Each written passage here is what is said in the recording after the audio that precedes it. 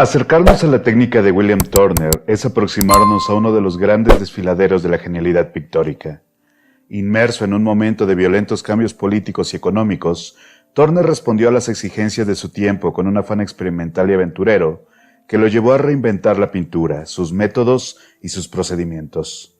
Investigador incansable, su trabajo abarca prácticamente todas las áreas del arte bidimensional: dibujo, pintura, acuarela, grabado, en temas que van desde la más estricta tradicionalidad hasta las reflexiones sobre su tiempo, tanto en el medio del arte como en la vida cotidiana, dotada de una grandiosidad posible únicamente por la mano del pintor inglés, sin lugar a duda uno de los mejores, si no el mejor artista que ha dado la isla británica. Para adentrarnos en su técnica y responder lo mejor posible a la cuestión ¿cómo pintaba Turner?, andaremos este difícil sendero de la mano de Joyce H. Townsend, que en su libro How Turner Painted nos da una amplia idea de sus recursos, gracias a complejas técnicas de investigación que abarcan microscopía óptica con luz polarizada, microscopía de fluorescencia, de barrido, microanálisis mediante espectrometría por dispersión de energías de rayos X, cromatografía de gases, espectrometría de masas, cromatografía en capa fina de alta resolución,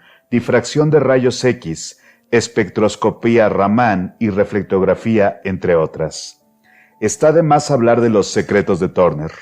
Acosado por un fanático, el mismo pintor habría contestado: «Mi único secreto es el maldito trabajo duro». Una contundente respuesta que refleja la intensidad con la que abordaba sus obras, sin distinción de su naturaleza. Debido a esto, resulta tan importante dividir este estudio en dos secciones: la primera destinada a su amplia producción e innovación en la acuarela, y la segunda destinada a la pintura al óleo.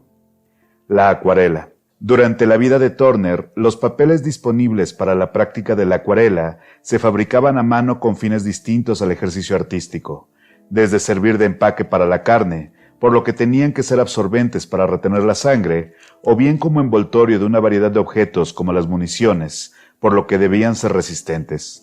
Dentro de esta gama de posibilidades, algunos tipos de papel se apartaban para la elaboración de mapas o grabados de pinturas a escala real que requerían hojas en grandes dimensiones, hasta las pequeñas hojas sueltas o para cuadernos destinados al dibujo y la escritura. En todos los casos, las dimensiones de las hojas estaban supeditadas a las bandejas de fabricación, suficientemente amplias para sumergir la hoja y trabajar las fibras húmedas. De manera general, los dos tipos de papel disponibles eran el verjurado, también llamado vergueteado o listado, una elaboración especial de papel de buena calidad, que se caracteriza por la aparición de unas leves marcas transversales de grosor variable en su superficie, causadas por un cilindro de filigrana, una red metálica, que llevaba alambre durante la fabricación del papel, siendo la otra opción el papel tejido, mucho más uniforme y que atrapaba la pintura o la tinta de forma similar en ambas caras. Turner prefería el papel tejido por su peso medio y su suavidad, que permitía mejores acabados. Este podía adquirirse directamente en las fábricas o molinos donde se producía.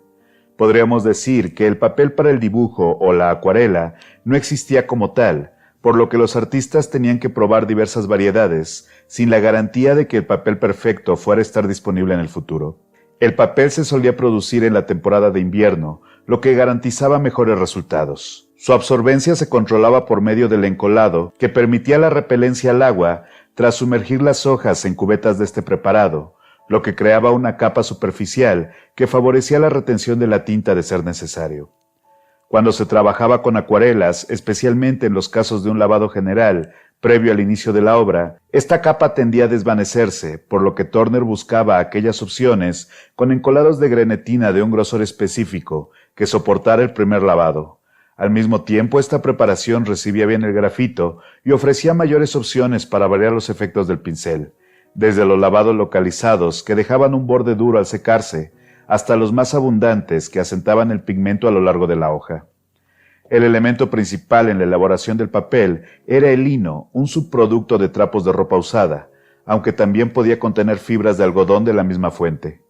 El papel más barato era de un tono blanco amarronado, mientras que el papel de alta calidad se producía exclusivamente con trapos blancos que recibían un tratamiento de blanqueado extra una vez constituida la hoja.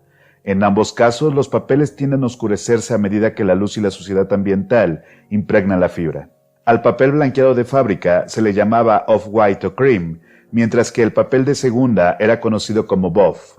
La mayoría de las cerca de 3.000 obras en papel de Turner que conserva la National Gallery están realizadas en papel blanqueado o ligeramente crema, el mismo tipo de papel que se puede hallar en su libreta de viaje, misma que encargaba sobre pedido a la fábrica seleccionando cada hoja.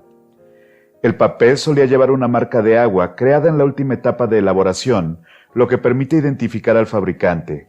Esta puede aparecer completa o parcialmente en los cuadernos.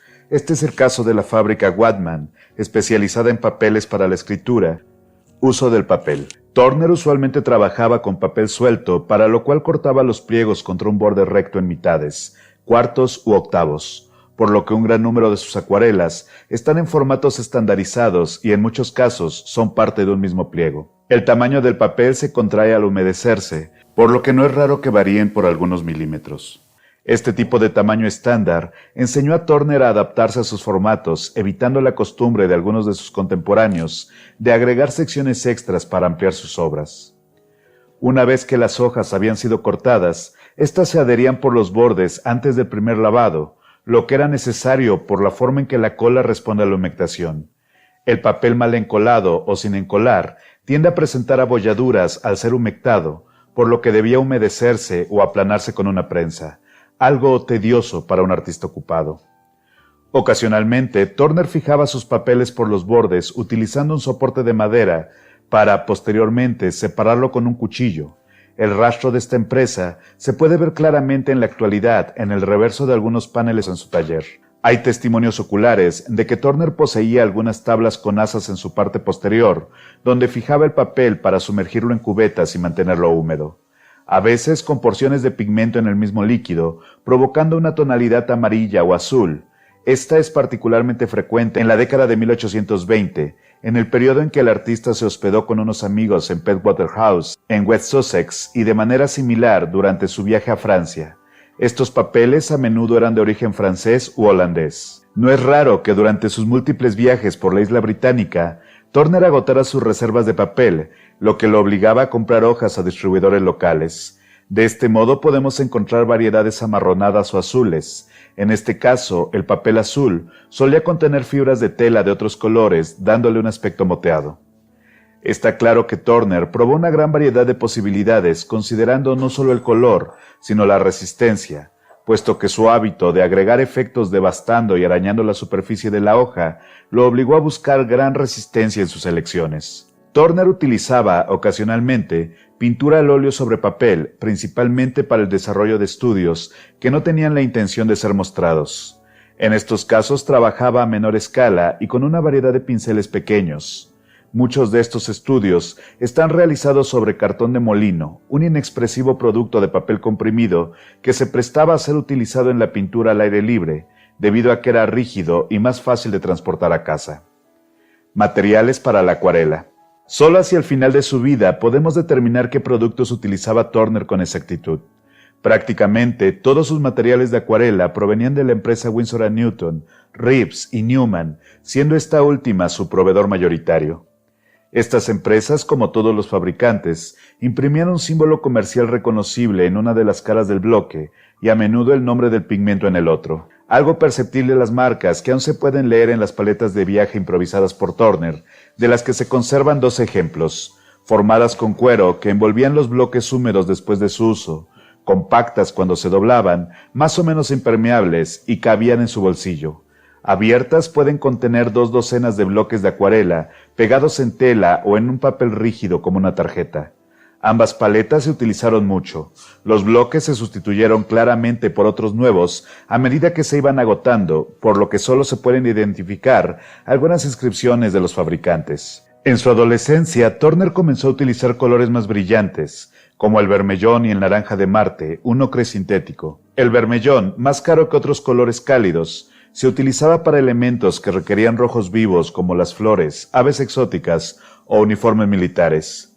Colores como el índigo y más tarde el azul de Prusia, reemplazados eventualmente por el azul de cobalto, un poco más verdoso, fueron utilizados por Turner para los cielos del mediodía o de la tarde, mientras que para los atardeceres o cielos rojizos se recurría al esmalte azul o ultramar natural. La variedad de tamaños en la partícula del pigmento nos sugiere que Turner buscó insistentemente el azul adecuado para su trabajo. Para elementos como los campos, Turner combinaba verdes apagados y pigmento marrón con el azul de Prusia y con amarillo ocre si quería obtener un verde brillante. La mezcla de negro y un amarillo brillante también daba una buena gama de tonos oliva, que eran muy útiles para los paisajes.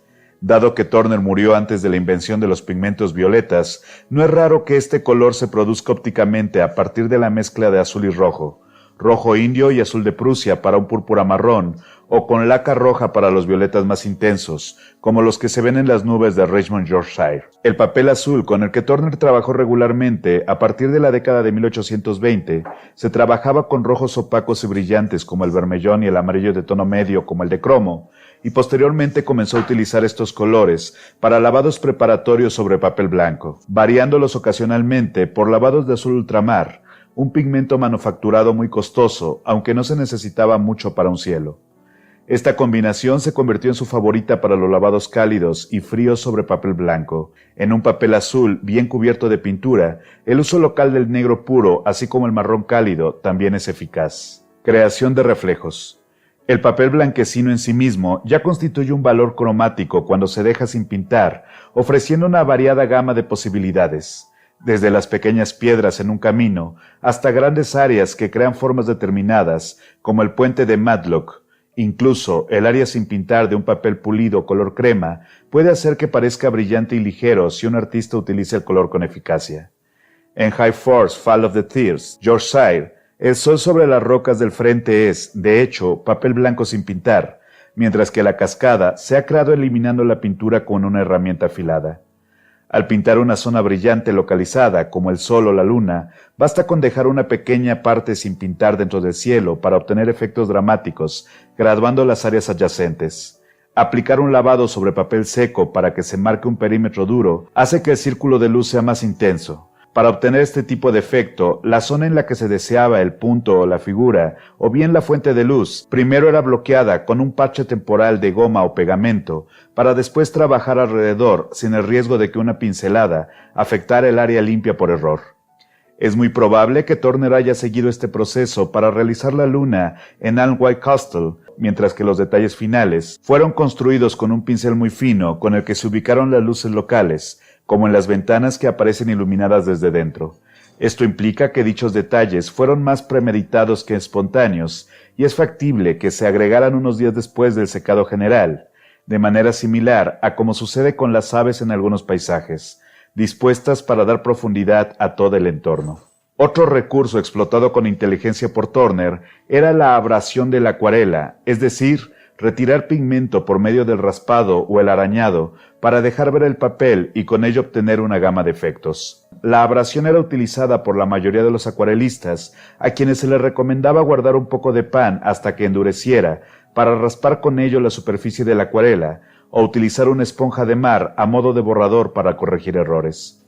Incluso en esta etapa temprana de la carrera de Turner, una gran variedad de luces son producto del raspado y el levantamiento del color.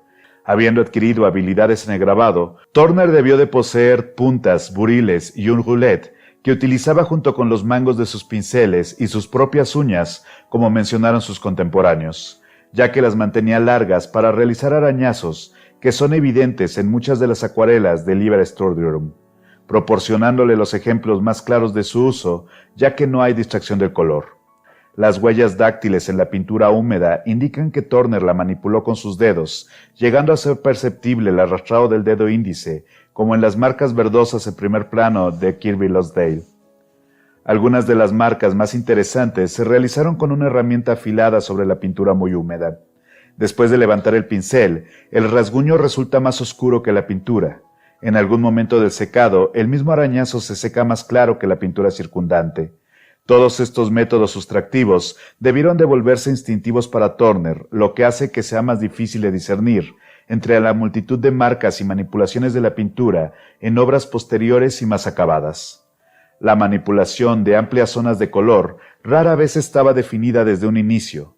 En Nubes de tormenta sobre un paisaje al atardecer, hay un ligero dibujo a lápiz estableciendo amplias divisiones entre el mar, la tierra y el cielo.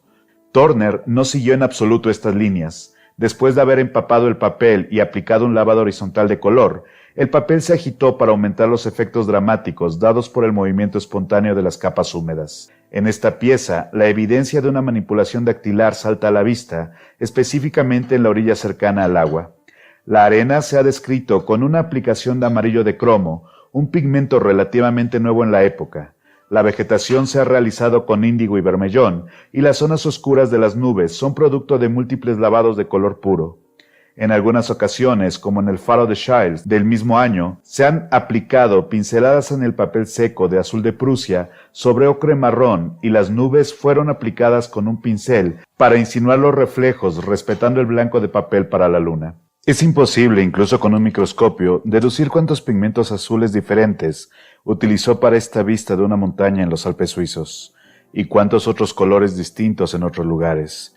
El Rigi se vería menos azul si no estuviera rodeado de los pálidos cielos amarillos, y el lago sería menos dramático sin los pájaros que vuelan en lo alto, cerca de la montaña. Los inicios de color de la misma localidad, no necesariamente hechos como estudios para una obra terminada, sino más bien realizados en un viaje posterior, muestran diferentes puntos de partida para el mismo tema, el Rigi y el lago de Lucerna, amarillo y rosa. A medida que el papel se secó, se añadieron lavados ligeramente más cargados de azul y rosa para que se secaran como un contorno más definido para las montañas. Luego se aplicó el amarillo para completar el trío de colores primarios. Un principio de color de una vista más lejana se completó antes de que el papel empezara a secarse. Cualquiera de estos podría haber sido el primer paso en la elaboración de la acuarela terminada, que incluye frotar y limpiar, incluso raspar, pero no con una herramienta tan afilada como una punta o una uña, así como pinceladas finas y una delicada manipulación de la pintura húmeda sobre el papel, parcialmente humedecido. Estos tres comienzos de color del Rigi habrían necesitado menos de 1 minuto cada uno. La acuarela terminada podría haberse realizado en una sola sesión de pintura, es decir, no más de 2 horas de luz de día, pero podría no haber sido en el exterior o incluso en Suiza, mientras que los indicios del color se hicieron posiblemente in situ, pero más probablemente en el interior después de un día de intensa caminata. Uno puede imaginar el caos inicial, similar como el comienzo del color, para el estudio de The Lossoff and His Indiaman, que muestra el casco en mal estado en una vorágine de olas y nubes oscuras, con la mayor parte del papel cubierto, pero no todas las pinceladas, que no tienen sentido para nadie más que para el propio Turner. Esto también tiene una gama tonal limitada, que incluye el bermellón y laca carmín, mezclado para las amenazantes nubes grises, así como el índigo, en un raro ejemplo sin recortar, que muestra cómo el artista realizaba pruebas de color al mezclar sus pinturas. Óleos. Muchos críticos en la época de Turner se referían a él como un cocinero y a su pintura como producto de una cocina, eso sí, no en el término que actualmente entendemos como cocina de la pintura, sino despectivamente, para referirse a que sus obras, especialmente las más innovadoras, parecían una mezcla de mostaza y mayonesa que se hubiera caído al piso. Sin embargo, el pensar la obra de Turner como resultado de una cocina no es del todo incorrecta. La atención prestada por el pintor a la elección e innovación de los ingredientes de su pintura no está lejos de la elección de un maestro cocinero, dada la amplia gama de colores y la búsqueda constante de texturas. Podríamos decir que el taller de Turner era una verdadera cocina de la pintura. Su viejo amigo Henri Trimer, quien visitó su taller después de su muerte, describió: la paleta, al menos la que estaba en uso, pues poseía 2 grandes y espléndidas, era una pieza casera de madera cuadrada, con un agujero para el pulgar. Moler los colores en una loza no era su práctica. Sus colores secos se frotaban en la paleta con óleo estirado en frío. Los colores se mezclaban y era muy exigente en cuanto a esta operación. Sus pinceles eran de los más humildes, sobre todo algunos de cerdo y otros planos. Se dice que usaba mangos muy cortos, como con los pinceles de acuarela, pero observé un pincel de mango muy largo. Según su ama de llaves, utilizaba el pincel largo para las jarcias de los barcos. Sin embargo, había una gran cantidad de brochas de pelo largo que no pudieron haber sido empleadas en su totalidad para el aparejo. También dijo que utilizaba pelo de camello, un tipo de pincel barato hecho de ardilla, algunos pinceles chinos. Había un frasco de cera derretida con rosa mosqueta y también con azul. un frasco de barniz de alcohol y un preparado de alquitrán, tubos de Meglip, viejas vejigas de ámbar crudo y otras tierras oscuras de Newman. La descripción de Trimmer nos dice que el taller de Turner era una cocina particularmente bien surtida. Tan solo la caja de pinturas de Turner abarca más de 70 materiales visualmente distintos, y es muy probable que esta no fuera su paleta completa, en cuanto faltan los pigmentos blancos, tan admirados por Ruskin, que llegó a describir su uso del siguiente modo. Da una pizca de blanco puro para sus luces más altas, pero todos los otros blancos están perlados de gris o de oro. Turner utilizaba principalmente blanco de plomo, es decir, carbonato básico de plomo, aunque en distintos grados de pureza, lo que variaba el tamaño de la partícula y le permitía trabajar con sucesivos impastos, aprovechando el mordiente de la base, una propiedad deseable para incrementar la textura. Por lo general, el blanco se aplicaba puro y sin diluyentes. Al igual que los cocineros, Turner era creativo al combinar sus ingredientes, ajustando sus recetas para mejorar los resultados. Esto en una época, el siglo XIX, en que los productos eran menos uniformes, puesto que solían hacerse a mano y no con las estrictas condiciones industriales de hoy en día. A la par de estas inconsistencias de producción, muchos artistas elaboraban sus propios agregados a las pinturas, principalmente medios modificadores, ya fueran en forma líquida, gel, o mezclando y calentando ingredientes caseros como el huevo o la cola animal, que se agregaban directamente al pigmento como material de carga y aglutinante. Joshua Reynolds había puesto de moda este tipo de experimentos para lograr pinturas más gruesas y empastadas, así como colores más intensos y sombras más brillantes, aunque para cuando Turner desarrolló su carrera, muchas de las obras de Reynolds ya se habían agrietado, oscurecido o incluso resquebrajado, revelando las capas inferiores, desprendiendo áreas completas del cuadro en forma de grumos, sin que se supiera con certeza cuál de las múltiples recetas elegidas por el pintor era la más nociva a largo plazo y, por ende, cuál más duradera, así que el proceso de prueba y error resultaba vital, especialmente para un pintor viajero como Turner, que requería de medios bien dispuestos que no estorbaran la inspiración de la pincelada en un momento dado. Preparación de la base. Turner trabajaría en lienzos de lino clavados en bastidores fijos, por lo general horizontalmente, con los bordes de fijación sin imprimación de cola como en el resto de la tela. El lienzo también podía comprarse por rollo una vez que la imprimación se hubiera secado y se estiraba en el taller del artista clavándola en un bastidor con esquinas extensibles para ajustar la tensión del lienzo o en un marco de esquina fija que podía adquirirse a un carpintero quien, por lo general, tenía una serie de tamaños estandarizados a partir del siglo XVIII, desde los pequeños formatos para retratos hasta formatos apaisados que utilizaban toda la anchura del telar. Lienzos aún más grandes requerían ser cosidos a partir de 2 piezas antes de ser estirados e imprimados para ocultar la unión. Los grandes bastidores tenían travesaños y bloques de madera colocados en diagonal en las esquinas, a finales del siglo XVIII, colocados verticalmente desde principios del siglo siguiente. Aunque la madera del lado del lienzo está bien biselada y alisada, las marcas de los primeros bastidores aparecen en la pintura en forma de grieta.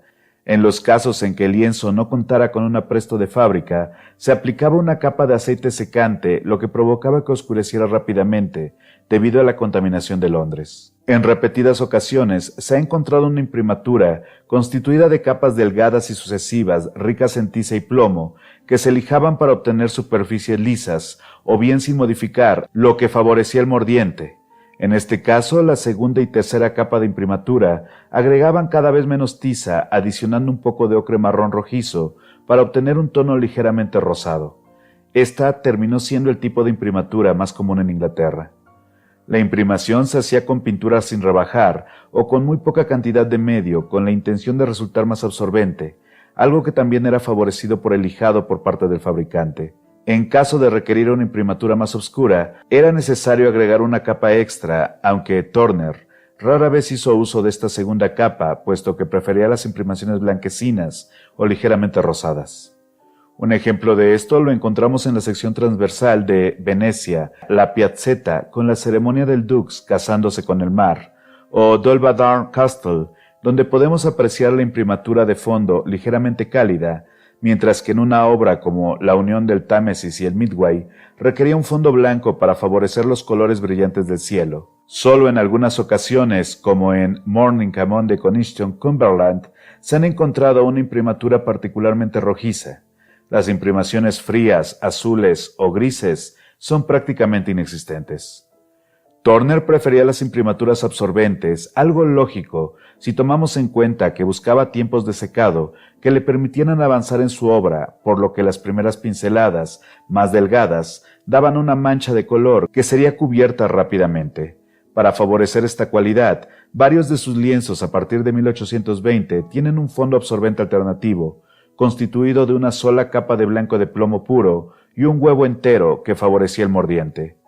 Es muy posible que esta mezcla fuera aplicada por el padre de Turner de manera casera, incluso en soportes reutilizados. Algunos de estos lienzos tienen pinceladas barridas poco comunes en los productos comerciales, mientras que, tras la muerte de su padre, este tipo de preparación desaparece de los trabajos de Turner. Hacia 1829, los lienzos que utiliza regularmente son de la marca High Holborn Sherborne y Robinson & Miller.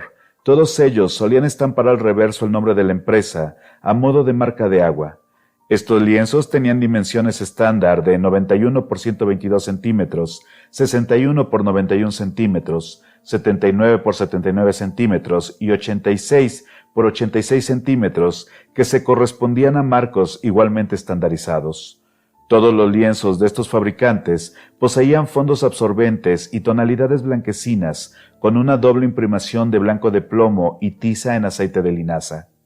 En algunas ocasiones también utilizó los lienzos de David & Newman, sellados con la leyenda «Superficie absorbente». Todos estos fabricantes se hallaban en el mismo distrito donde Turner tenía su taller. Las texturas.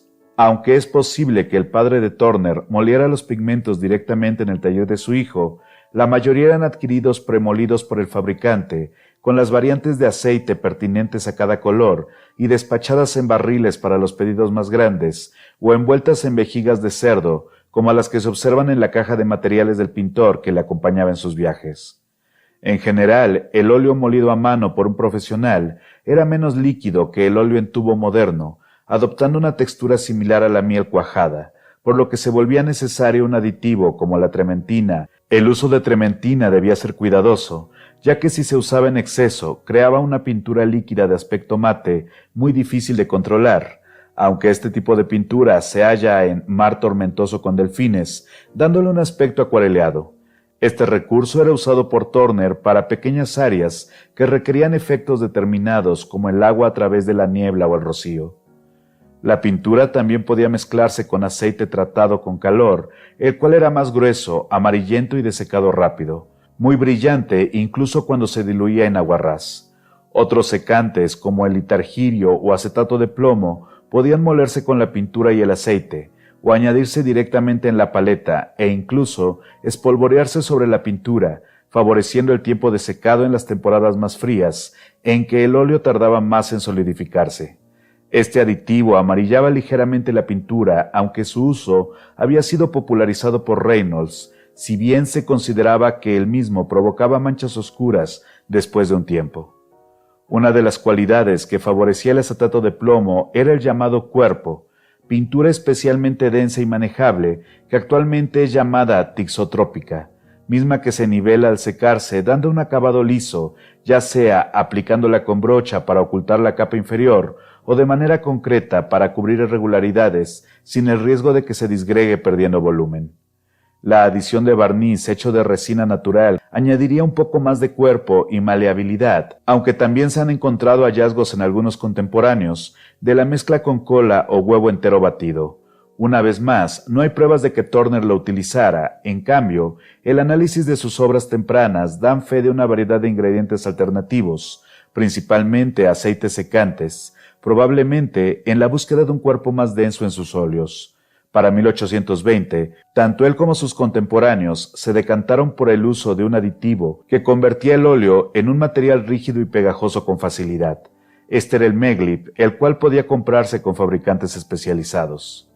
Trimmer describiría que varios tubos de Meglip se hallaron en el taller de Turner después de su muerte, y hay constancia de un buen número de recetas para su fabricación, siendo la más común barniz de almaciga y un aceite como el de nuez, linaza, cártamo o amapola, cocinado con litarge o blanco de plomo. Otros barnices como el copal podían añadirse a la mezcla, pero no eran comunes en la época. En su variante más sencilla, el Meglip podía adicionarse al óleo que ya contenía un secante de plomo, integrándolo como medio o goteándolo sobre la superficie, por lo que un mismo cuadro tiene zonas de pintura con diferentes grados de densidad y amarillamiento, complicando la labor de preservación. El Meglip tenía otra ventaja, y esta era que podías multiplicar tu cantidad de material sin perder su brillo e intensidad al secarse, por lo que se volvió el aditamento favorito de la época. Por si fuera poco, el Meglip acelera los tiempos de secado, así que era común que los pintores usaran grandes cantidades de este material cuando se avecinaba una exposición o incluso trabajando en medio de ella, como solía hacer Turner. En cuanto a su contenido de acetato de plomo, el ligero tono amarillento que posee de manera natural podía utilizarse a manera de veladura para los amarillos pálidos del cielo o la espuma del agua, aunque su uso daba una gran gama de posibilidades, incluso añadiendo cera, lo que daba propiedades opacas, ocasionando colores ligeramente turbios. El uso de cera en la obra de Turner ha sido descubierto mediante el análisis químico, aunque en el pasado el uso de herramientas de calentamiento como las planchas para alisar la tela revelaron la presencia de cera al arruinar pequeñas áreas del cuadro en el proceso de restauración. En los casos donde la cera ha sobrevivido, ésta se presenta como zonas empastadas con ligeros aplanamientos, principalmente asociados a secciones blancas como nubes, mares agitados y costas lejanas que requerían una textura particularmente sobresaliente. La cera de abeja predilecta de Turner era cera sin refinar, lo que podemos saber porque su punto de fusión es de unos 57 grados centígrados, aunque en algunos cuadros tardíos se utilizaba una cera más común con punto de fusión en los 45 grados centígrados. La cera de esperma de ballena, utilizada ampliamente para las velas domésticas, era más barata que las velas de cera de abeja y se vendían por frasco. Ocasionalmente, reemplazaban el uso de Meglip, sobre todo en la década entre 1830 y 1840. Herramientas para aplicar la pintura.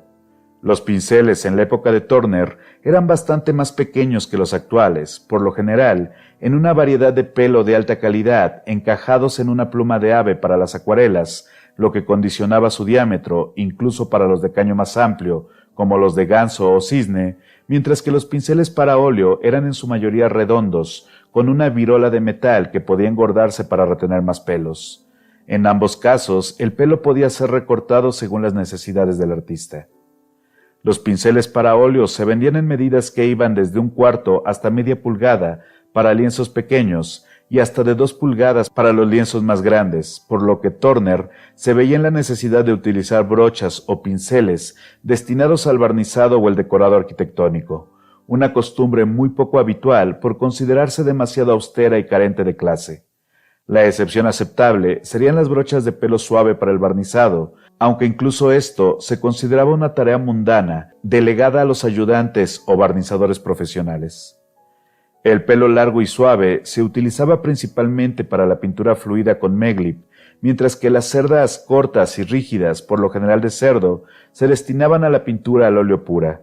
Los mangos para los pinceles destinados al óleo se construían en madera de diferentes longitudes. En el caso particular de Turner, se ha comprobado que utilizaba pinceles de pluma de ave para las pinturas al óleo, específicamente para los detalles en miniatura que requerían trazos muy finos. Otro rasgo poco común es el uso de espátulas con las que ubicaba grandes plastas de material que después distribuía con un pincel, dejando una mancha concentrada de bordes difuminados, como sucede en Amanecer, un castillo en una bahía, Soledad. Las espátulas eran planas y flexibles de unos 15 milímetros o bien triangulares con forma de paleta. Para los cuadros más grandes donde la espátula no era efectiva, Turner distribuía el material con un trapo. Muchas imágenes del artista, tanto caricaturas como cuadros serios, lo retratan con uno o varios trapos en su bolsillo trasero y sosteniendo una paleta con un godete para el modificador y varios frascos que se usarían para el medio. El uso del trapo por parte de Turner facilitaba una especie de veladura particularmente densa, como sucede en Soledad, dando efectos diversos, a veces incrementados por la trementina, con la que empapaba la tela, pasándola por la superficie para borronear una capa más o menos fresca y recogiendo una gran cantidad de pigmento, dando como resultado capas de pintura muy fina o gruesa, según la presión ejercida. Resulta obvio que el uso de trapos no era la única herramienta de Turner. Muchos de sus cuadros permite ver sus huellas dactilares, por lo que es evidente que manipulaba el óleo fresco directamente con los dedos. En algunos casos hay arañazos rectos, probablemente realizados con el mango del pincel, mientras que en otro hay marcas curvas, coherentes con el uso de la uña del pulgar. Incluso es posible diferenciar los arañazos realizados con la mano izquierda, más arbitrarios y automáticos, y con la derecha, lo que implicaba dejar los pinceles y los trapos para concentrarse en un área determinada. Transparencias. La adición de Meglip o cera introducía posibilidades desconocidas en cuanto a brillo y transparencia. Algunas sombras doradas se podían crear con el Meglip en estado puro, sin pintura, funcionando como una especie de esmalte amarillento, ideal para la representación de la arena húmeda. Otros efectos de transparencia similar se obtenían con el uso de asfalto proveniente de Oriente Medio, aunque no se ha hallado pruebas de su uso en la pintura de Turner. La cera también está presente en los mares agitados, agregando un poco de pigmento para preservar las transparencias habituales en estas composiciones, pero no se puede decir que ninguno sea un recurso constante, puesto que solía variar el material de una pincelada a otra, lo que generaba una intensa variedad de texturas, aunque peligrosas al momento de resistir el paso del tiempo. Modificadores del medio.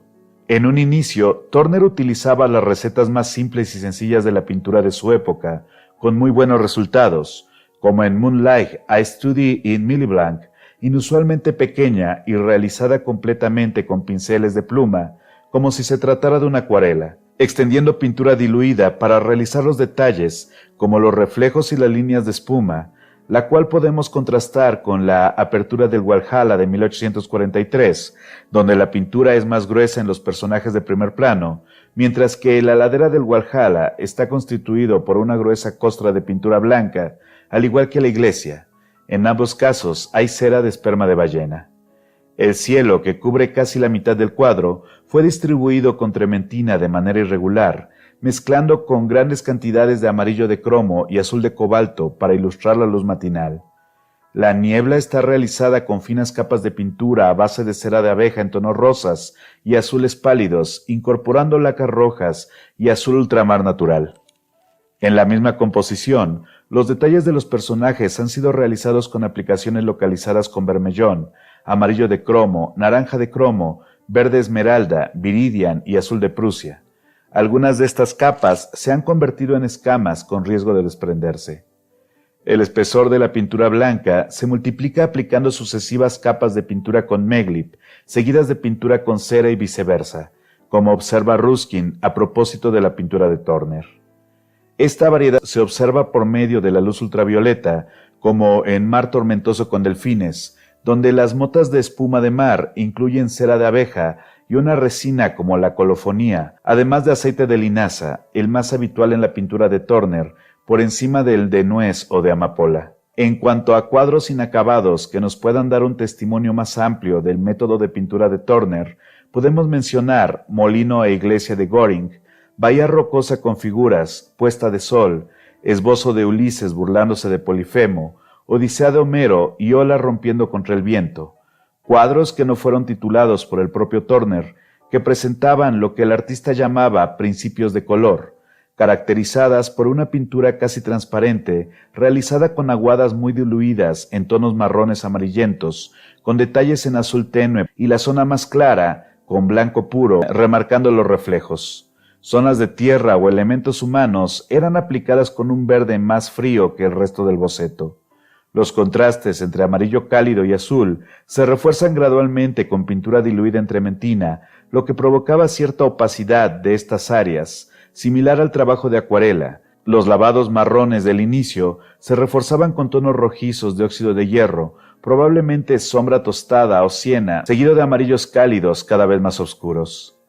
Las capas subsecuentes estarían mezcladas con blanco de plomo, principalmente en las nubes, ganando densidad similar al trabajo de las puestas del sol opacadas con pigmento blanco, ampliando la gama tonal con detalles de rojo casi puro en las bahías o las rocas.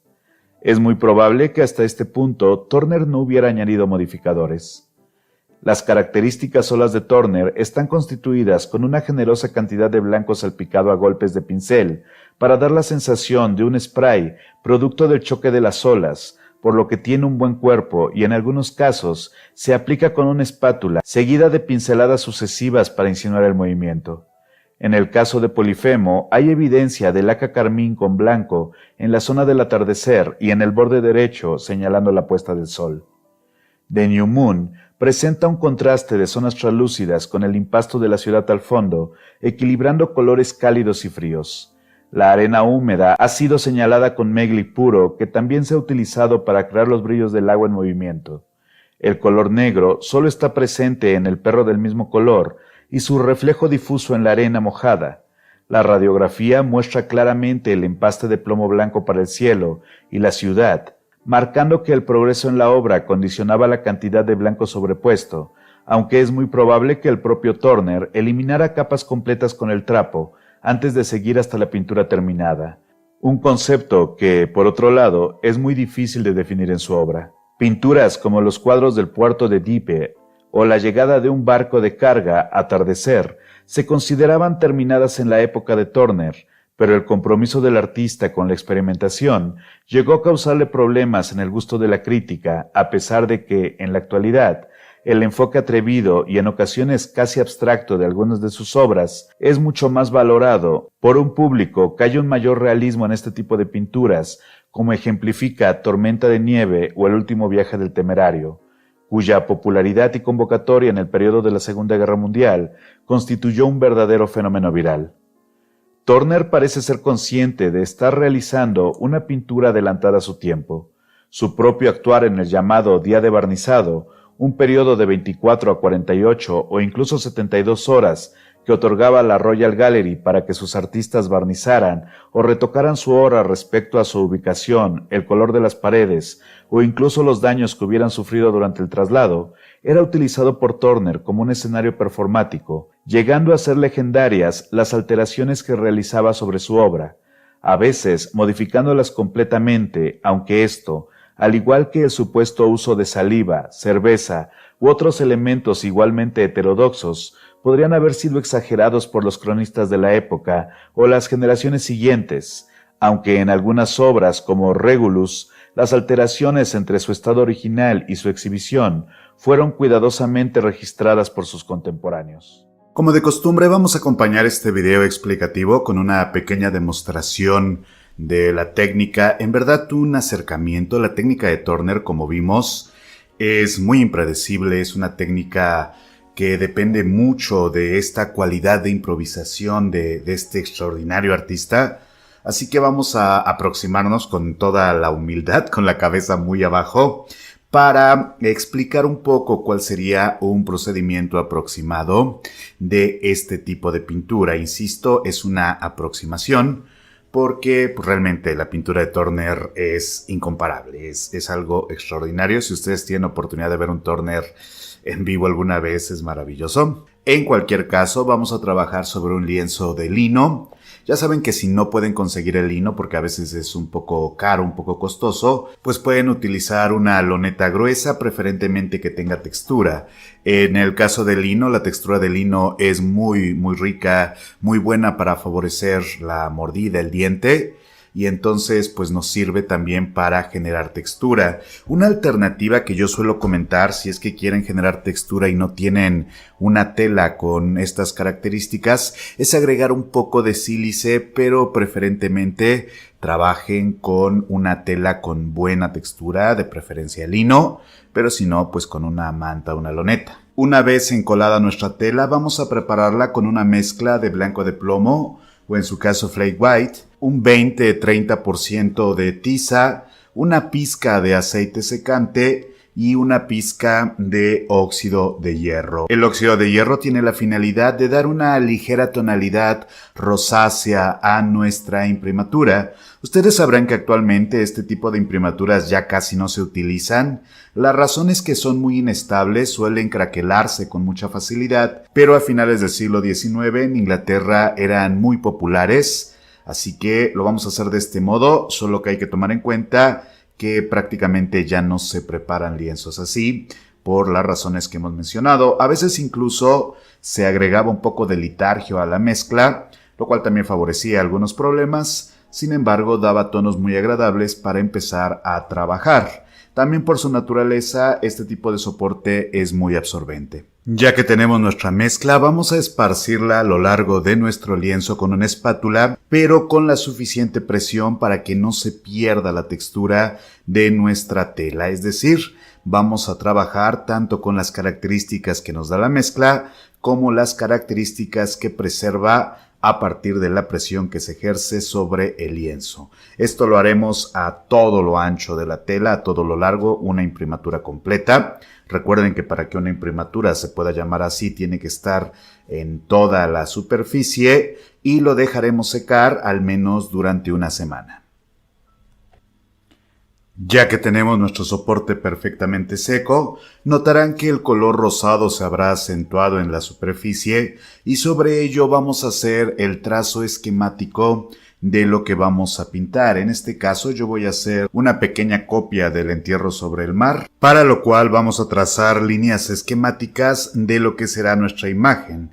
Estas líneas las pueden hacer ya sea con carbón o preferentemente con un pincel fino y un poco de sombra diluida. Para esta técnica vamos a trabajar tanto con pinceles redondos como con pinceles planos, preferentemente de cerda rígida y semirrígida. El pelo de cerdo nos va a ser de mucha utilidad para que nos deje un rastro de la pintura y nos ayude a acentuar las texturas características de este tipo de obra. Yo recomiendo tener una variedad amplia de pinceles y dependiendo qué es lo que queremos realizar es que vamos a trabajar con uno u otro.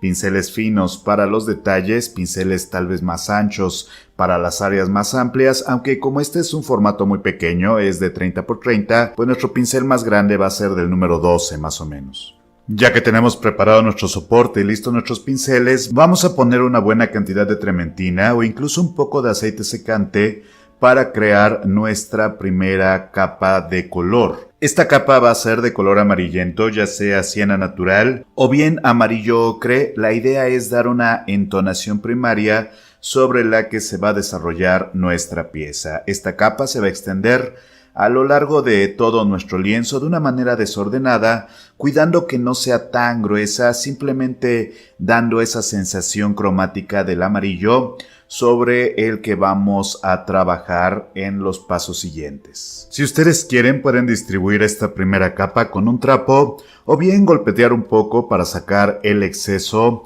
de trementina o de aceite. Seguidamente vamos a dejar que se seque un poco, no tanto, necesitamos que quede todavía un poco mordiente y vamos a trazar con un color oscuro que puede ser sombra natural, tostada o en mi caso pardo de Van Dyke. Este va a servir para empezar a trazar nuestro dibujo de las áreas más definidas de la pieza. En el caso de esta pintura, lo que son la forma de los barcos, algunas sombras que se encuentran en el agua y algunas áreas oscuras en la parte superior.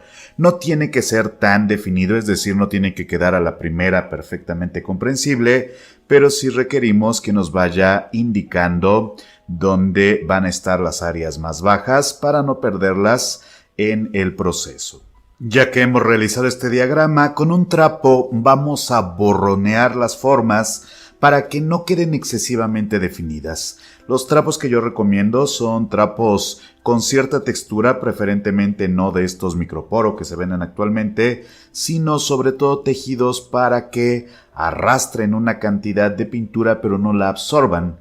Con esta vamos a presionar con una fuerza media, digamos, para perder las formas y que se integren en el todo que tenemos dentro de nuestra pieza. no tanto en las formas más definidas, lo que hemos dicho los barcos, pero sí en las áreas inferiores y superiores que finalmente van a corresponderse al mar y las nubes. Ya que están definidas las formas principales, vamos a dar una nueva veladura de amarillo, en esta ocasión un poquito más espeso para que nos dé un valor tonal un poco más evidente. Si de repente tenemos algunos fallos de dibujo, por ejemplo, que se nos pasó una zona oscura o alguna cuestión así, este es el momento perfecto para corregirlo y de nueva cuenta con el trapo borroneamos para que se integre de una manera más orgánica, que no se vean tanto las pinceladas, sino estos movimientos azarosos de esta técnica. Posteriormente vamos a tomar un pincel de cerda rígida y una buena carga de blanco de plomo o tono blanco de plomo o incluso blanco de titanio, el que tengan a la mano, y empezaremos a señalar los motivos más altos. Estos van a estar asociados, dependiendo de nuestro original, con los reflejos, las olas. Esta extraña forma que tiene Turner en el fondo es muy interesante, si quieren un día hablamos sobre ella. Y también los blancos que están presentes en las zonas superiores. Recordemos que en la presentación observamos que estas marcas con blanco de plomo por lo general suelen ir complementándose de capas sucesivas, pero desde un inicio son claramente señaladas con material muy espeso, muy cargado, que nos da los primeros empastes que se van a mantener constantes a lo largo de la producción del proceso de esta pintura. Incluso esta primera capa de blanco se podría ubicar directamente con espátula y borronearla con un pincel o con el mismo trapo para difuminar los bordes, pero esto ya es una decisión de su propio ejercicio. Ya que hemos terminado esta zona de blanco, vamos a trabajar con unas señales a partir del azul cobalto. Como estamos trabajando en la pintura fresca, es muy factible que estas marcas de azul cobalto se contaminen un poco con la sombra. Realmente, como estamos trabajando con capas muy delgadas, también puede ser que ya se haya secado, pero en cualquier situación no es tan relevante porque solo vamos a estar intercalando los planos, los más cálidos, los más fríos, señalizando la gama cromática que va a dominar en nuestra pieza. De este modo, estas marcas de azul cobalto, estas áreas, estas manchas de azul cobalto que vamos a esparcir con pinceladas muy rápidas y bastante cortas, van a corresponderse a las tonalidades del cielo y del agua por debajo de nuestros barcos. El azul de cobalto es un azul muy versátil, es un azul lleno de posibilidades cromáticas. Así que si no lo tienen en su paleta, yo les recomiendo que consigan uno de buena calidad preferentemente, porque es extremadamente útil en este tipo de pintura y de hecho era uno de los azules principales de Turner, aunque también se ha llegado a proponer, a teorizar que podría ser porque era también un poco más barato, pero bueno, pues al fin y al cabo ya saben cómo era Turner. Ya que hemos terminado con los azules, vamos a insistir una vez más con el blanco. Recordemos que esto se va a repetir constantemente, blanco sobre blanco, para que nos dé una buena textura, y con nuestro pincel de cerda rígida, un pincel redondo, vamos a dar estas marcas asociadas a los brillos principales en las nubes, las zonas blancas en la parte intermedia, los brillos en el agua, y también en la zona donde se observa este fogonazo en medio de los barcos, que después tendrá nuestros detalles cálidos. Pero por el momento ampliamos estas zonas blancas, rematamos, definimos, concentramos para que sean las luces más altas y empiecen a dar un poco de profundidad asociada a nuestra escena. Si lo consideramos necesario, fundimos estas marcas con el trapo solo un poco, que se pierdan los límites para que se vuelva un todo vaporoso, pero con mucho cuidado de no contaminar de manera excesiva las áreas que aún necesitan un poco más de trabajo. Una vez terminada esta primera etapa, vamos a dejar secar y prepararemos nuestra paleta de color propiamente dicha. ¿Qué es lo que vamos a tener en la paleta? Vamos a tener un poco de pardo de Van Dyck o sombras, el azul de cobalto, un poco de laca carmín permanente y, como no, nuestro blanco de plomo, tono de plomo o de titanio. Aunque en el caso de Turner suele utilizar otros colores, podríamos utilizar, por ejemplo, amarillo de cromo, que era un tono muy innovador, un pigmento muy innovador. En este caso nos vamos a limitar únicamente a estos colores por la gama cromática presente en nuestra pieza. A partir de esta paleta vamos a hacer un tono violáceo consistente en la mezcla de carmín con el azul de cobalto. Este tono es muy recurrente en los primeros pasos de la pintura de Turner y se maneja en las áreas frías principalmente para definir la línea de horizonte y crear la sensación de bruma a través de la cual se observa el mar o algunas estructuras sólidas. Principalmente este violeta estaba en la paleta de Turner al no tener acceso el artista a pigmentos violeta propiamente dichos, por lo que la mayoría de veces que este tono aparece en nuestras piezas es producto de esta combinación. También en este punto, ya que ha secado nuestra primera capa, redefinimos el dibujo alrededor de los elementos principales, los elementos más reconocibles. Claramente nuestra copia, aquellas áreas referentes a las siluetas de los barcos, con un pincel muy fino. En el caso de Turner trabajaría con un pincel de acuarela. Nosotros podemos trabajar con un pincel del 0 más allá, 5 ceros, 10 ceros, detallando con mucho cuidado las formas para no perderlas en la siguiente parte del proceso. Este detalle se va a realizar con nuestro color más bajo, el pardo de Van Dyck, aunque pueden agregar una pizca de negro si es que quieren una tonalidad más baja y que empiece a adquirir volumen, adquirir esta gravita tan particular, pero yo les recomiendo que lo manejen únicamente en los tonos pardos que hemos estado trabajando hasta este punto. También con este mismo color vamos a reafirmar las zonas más oscuras, principalmente las que están en la parte inferior de nuestra pieza, en cuanto que el agua se ve oscura, no es un agua cristalina y luminosa, sino que tiende a estas tonalidades pardas que reafirmaremos con pinceladas muy amplias a lo largo de toda la zona inferior. Si consideran que es necesario reafirmar las figuras, se hace en este mismo paso para que obtengan mayor peso, mayor presencia, confrontadas a las otras zonas oscuras.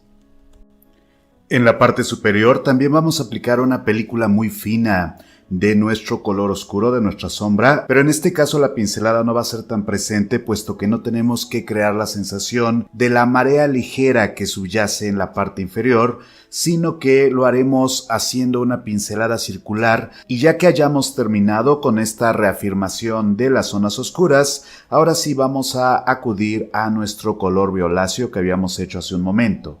¿Qué es lo que vamos a hacer? Con este color vamos a dar la sensación de sombra principalmente dentro de las nubes, que es el área donde no está golpeando la luz. Puesto que hemos oscurecido levemente la línea de horizonte, vamos a difuminar con este violeta este límite entre el mar y las nubes para que nos dé la profundidad asociada y también el efecto de iluminación que se va a extender prácticamente a toda la zona transversal de nuestra composición, no de una manera regular, sino precisamente dejando que se filtre de manera accidental y golpeteando con el trapo para crear efectos y para crear difuminaciones mucho más azarosas de lo que podrían ser con un pincel. Ya que hemos terminado con nuestros tonos violetas, toca reforzar los tonos azules con azul de cobalto. En este caso voy a agregarle una pizca de amarillo de cadmio para crear un tono ligeramente verdoso, muy poco realmente, y con ello vamos a dar una veladura general al cielo, respetando únicamente las zonas de las nubes donde hay un blanco más presente. Esto es muy relativo. En el caso de la pintura de Turner, estas veladuras que hemos mencionado en la presentación son muy intuitivas, no parecen obedecer a una planeación estricta, sino que se van desarrollando a partir de las necesidades del propio pintor. Vale la pena señalar que para hacer el efecto más fluido, utilizamos nuestro trapo para hacer que la pintura se distribuya de manera más azarosa, y también con esta mezcla de azul y una pizca de amarillo vamos a reafirmar los verdes del agua. En este caso yo he agregado un poquito más de amarillo precisamente para que nos dé este tono, y con el mismo trapo hacemos que la pintura se integre a estas distintas capas que van creciendo en complejidad a medida que avanzamos. Ya que hemos concluido esta capa, toca reafirmar la zona de las nubes aplicando golpes de blanco sobre las áreas previamente señaladas. En este caso, el blanco ha sido ligeramente contaminado por el azul de cobalto, pero solo lo suficiente para dar esta cualidad cromática fría que se integra junto con nuestra capa previa. Para esto golpeteamos rápidamente con un pincel redondo, presionamos donde queremos que haya un poco más de concentración del pigmento y distribuimos los bordes fundiéndolos con las capas inferiores. En el caso de requerir luces todavía más marcadas, blancos puros correspondientes a las nubes, tomamos una buena carga de material y la aplicamos sin temor y la aplicamos sin miedo sobre nuestras luces principales. Las nubes tienen que ser brillantes, tienen que estar dando esa sensación de que son iluminadas por el rayo del sol y a partir de ello se crea el contraste con la oscuridad inferior. Así que tomamos nuestro blanco y aplicamos con el pincel, distribuimos en los bordes y claro, como no, con el mismo trapo obligamos a que se fundan estos bordes integrándose en esa sensación nebulosa. En el caso de requerir el efecto de transparencia de la niebla en la parte media de nuestra pieza, vamos a trabajar con veladuras de blanco con una pizca de trementina únicamente para dar esa transparencia grisácea característica de las marinas de Turner, aunque a estas alturas ya sería posible trabajar las veladuras con un poco de aceite secante, pero con mucho cuidado de no contaminar las áreas oscuras correspondientes a los barcos, al humo y también de preservar el tono violáceo que es subyacente a esta nueva capa. Es una capita muy delgada que nos va a dejar ver toda la riqueza tonal de los pasos previos a este punto. En este momento sería prudente reforzar nuestro dibujo antes de avanzar más para efectos de que no tengamos que colorear oscuro sobre claro. Siempre hay que preservar la premisa de que los colores oscuros, al ser más delgados, tienen una densidad muy distinta a nuestras áreas más empastadas, a nuestras áreas más claras, más blancas, más altas. Y a partir de ello, reafirmamos con nuestra sombra, tal vez con un toque de negro o de azul, para que tengan una presencia dentro del contraste que se da con las nubes e inmediatamente después decoramos este entorno con blanco puro para que el contraste saque nuestra imagen y le dé esa presencia característica. Y ya que estamos agregando blancos, vamos a ponerle más blanco a las nubes. Vamos a darle más carga matérica para que se vean más brillantes y también agregaremos estas pinceladas que se llegan a percibir en nuestro original. La mayoría de ellas son pinceladas sesgadas en diagonal que acentúan esta sensación de movimiento, de dinamismo, pero también vamos a dar algunas difuminadas para obtener luz sobre luz.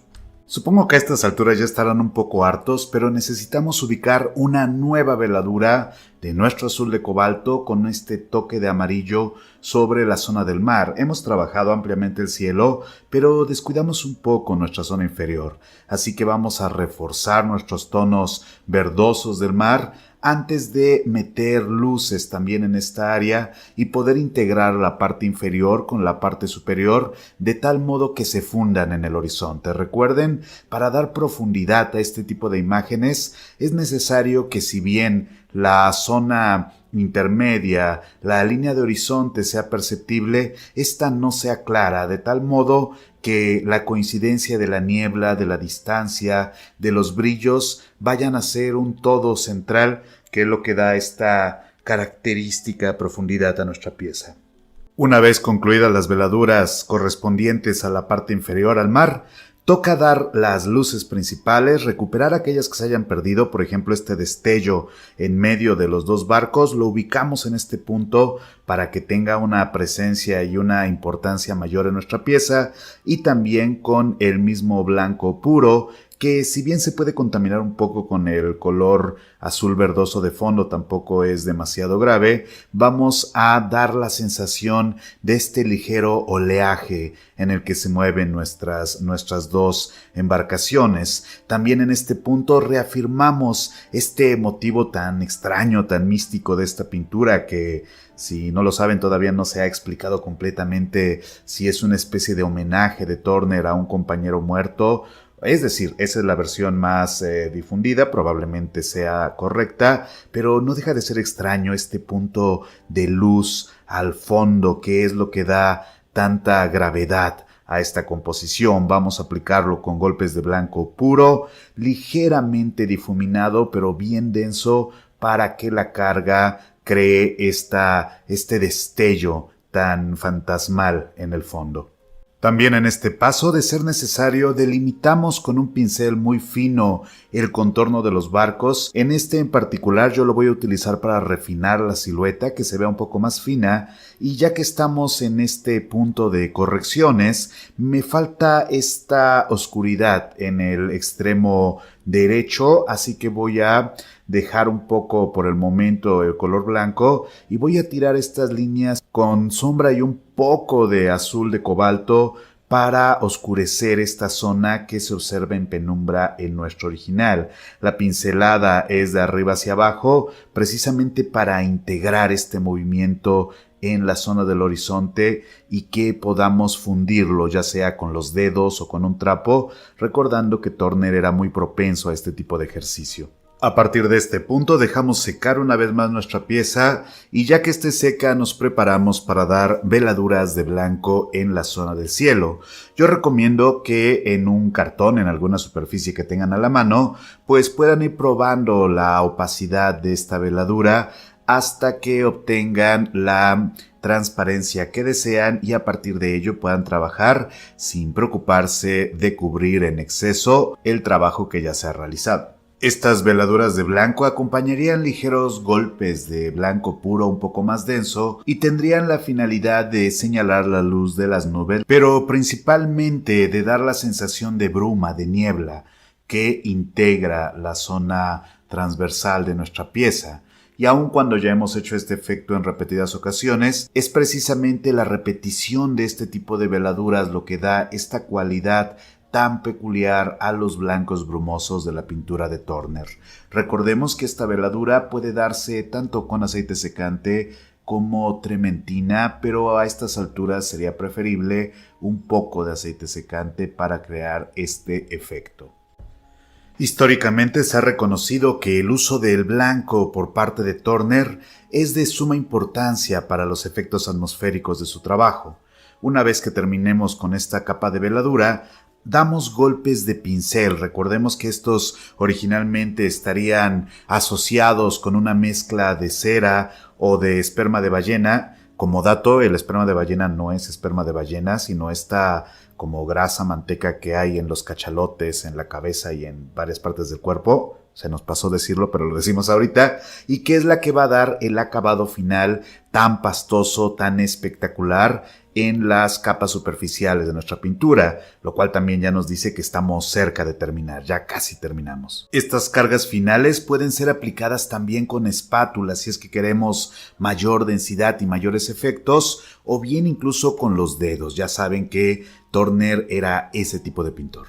Concluido el cielo, ahora vamos a trabajar en la zona del agua que tenemos un poco descuidada, dando una serie de pinceladas con la misma premisa que hicimos hace un momento, creando una mezcla densa de blanco de plomo, de titanio o flake white, con un toque de azul cobalto y un toque de amarillo para que nos dé este grisáceo verdoso de la zona inferior del agua, que también tiene que ver con los reflejos. Vamos a aplicarlo en capas un poco más gruesas que las del cielo, es decir, más que una veladura, es una capa de transparencia por falta de material, y con un pincel rígido la esparcimos en las zonas más iluminadas, respetando algunas zonas más oscuras para que nos dé la sensación de la marea que se mueve muy suavemente. Si es necesario, esparcimos esta capa con el trapo para que no quede tan dura, tan establecida,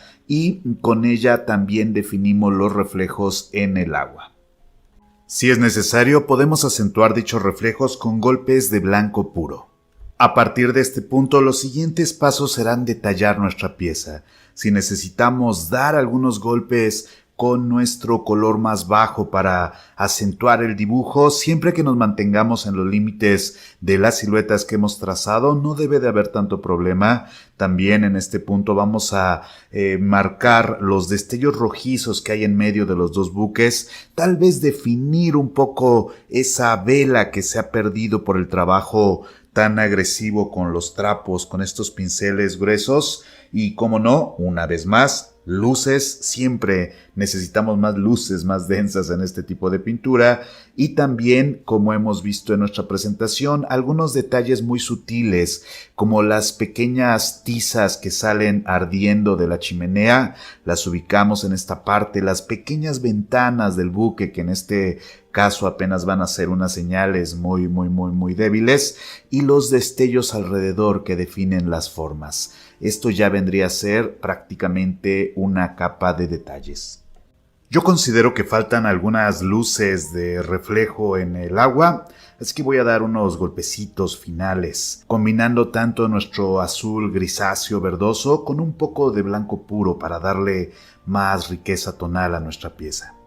Y ya finalmente, una vez que esta capa esté seca, podemos darle una capa de glassing, una veladura final para integrar todo. Yo le voy a dar una ligeramente verdosa. Esto es completamente opcional si ustedes piensan que luce mejor sin esta capa general.